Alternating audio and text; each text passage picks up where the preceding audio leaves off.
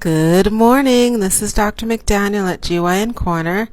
I'm a board-certified obstetrician gynecologist in New York City, and I'm bringing to you all things health-related for women. Thank you for joining me at the corner today. As I mentioned at the previous presentation, I'll be speaking about adaptogens for a few sessions. We'll see. An adaptogen is an herb that has been proven or is very strongly touted to help the body adapt to stressors in our life, be it emotional, physical, or psychological stressors. So all adaptogens have that running kind of raison d'etre or meaning, utility for them. And in so doing, they all have different functions which help the body normalize to stressors by adjusting or kind of managing the different ways or chemicals that we use to respond to stress or that occur because of our body's reactions to stress. So hope that's clear.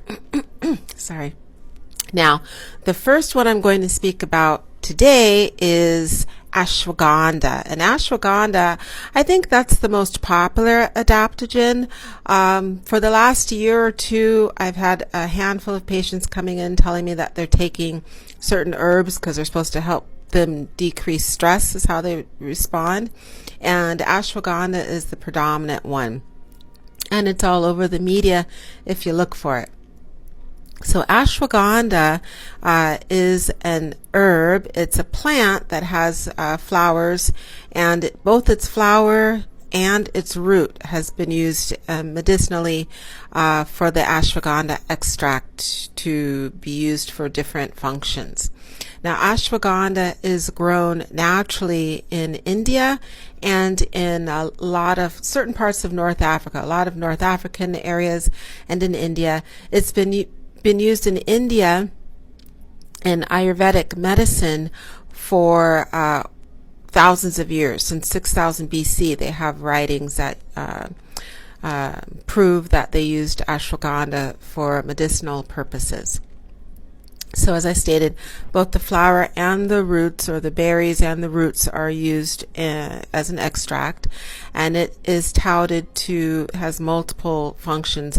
Ashwagandha is also the most, scientifically studied, because there are a lot of papers or studies that have been used and papers written to support its use for a variety of aids in medical pursuits.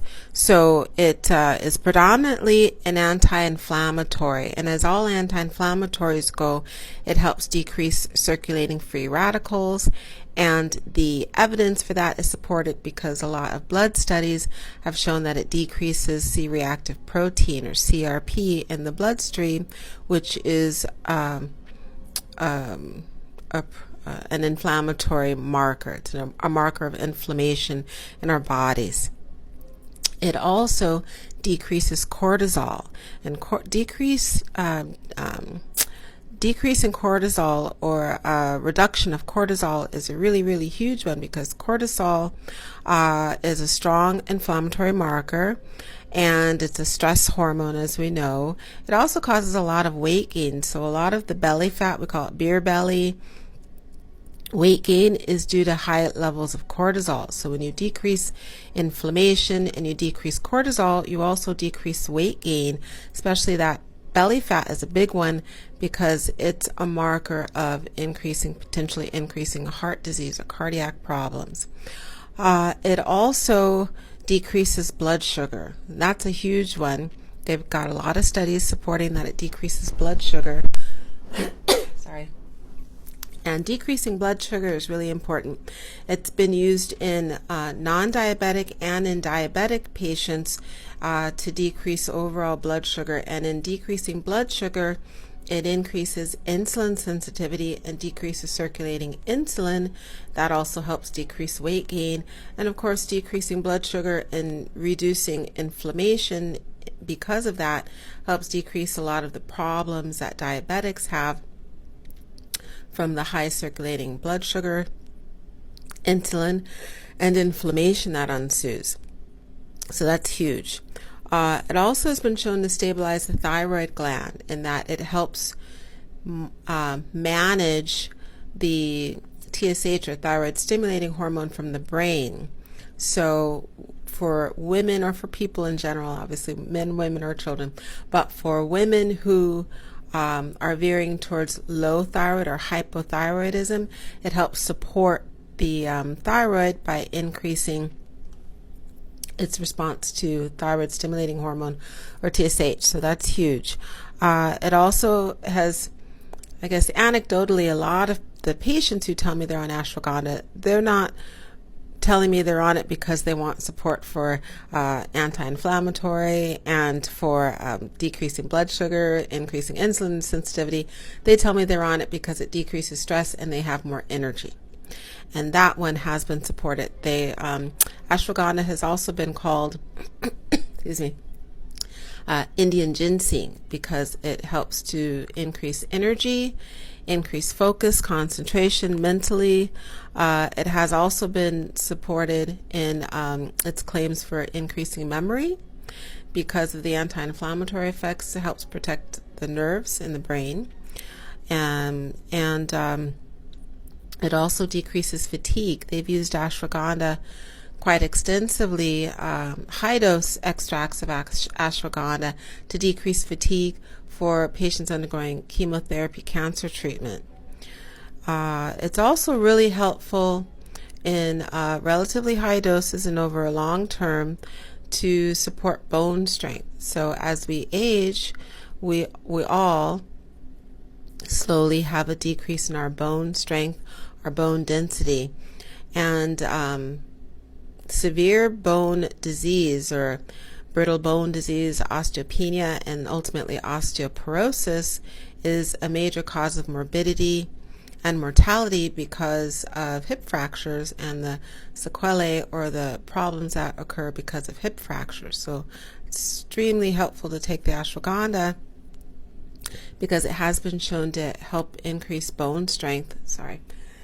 Excuse me.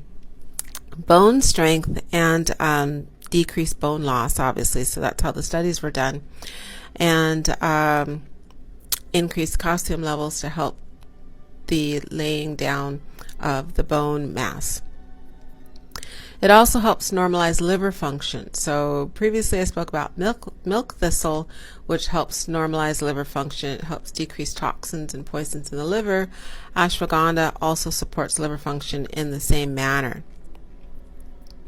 It's thought to produce all this scientifically through two steroids that the extract produces, and those steroids are withanolides and withaferin. So those two steroids, withanolides and withaferin. The withanolide is the predominant one that helps decrease inflammation, and it also appears to help decrease tumor growth with the withaferin, the other component, because it increases or supports apoptosis. Now, apoptosis is causes cell death. So all of the cells in our body eventually die off, exfoliate, turn over. We call that apoptosis. And apoptosis is programmed cell death. And it looks like it increases the production of apoptosis, or the occurrence of apoptosis, in tumor cells. Specifically, it's been looked at for breast cancer and a few other cancers, but it looks like it increases cell death of a lot of the cancers that they've been doing studies on. So that's super important, and it helps decrease metastases, or the spread of those cancers. So Very, very fascinating. So it looks like ashwagandha is one of the most popular because it does a lot. So to kind of reiterate or to rehash, anti-inflammatory, decreases free radicals, CRP, and of course in the long run that also helps decrease aging because free radicals in the skin cause aging and wrinkles. So anti-inflammatory, anti-anxiety and stress, decreases cortisol, supports the thyroid, also supports the immune system. It's been shown to increase immune support cells for diseases and infections. Supports bone health, decreases diabetes by decreasing blood sugar and increasing insulin sensitivity, helps clear the liver, normalizes liver function from toxins, helps increase memory and brain function. Sorry. And the last one, also decreases tumor growth and spread by apoptosis or a programmed cell death. And the last one I didn't mention is that they've done a lot of studies on volunteers taking ashwagandha, performing physical activities. Those taking ashwagandha had increased muscle mass, muscle strength, and because of the increased muscle mass, it also decreased fat, because when you increase muscle, you burn fat faster. So very comprehensive is the ashwagandha. The recommended dosage varies. Usually it comes as 450 to 500 milligram extract, and the recommended dosage varies on the outcome that you want, but it's between 450 milligrams to 500 milligrams once to twice a day. I would recommend taking the twice a day because a lot of the help for the bones and the decreasing potential cancer issues occurred at 900 milligrams or more daily. And there are a lot of studies that recommend cycling it. So it looks like if you take 6 months straight, then you take a break, and then 6 months straight, and then a break is going to be the best potential outcome. So I hope that's helpful information on one of the major adaptogens to help our bodies respond to stressors in life. And we all have stressors. The difference is how we respond to them. That's ashwagandha. So everyone have a great rest of your day.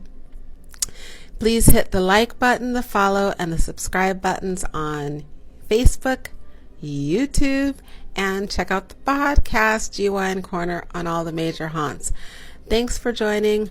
Bye.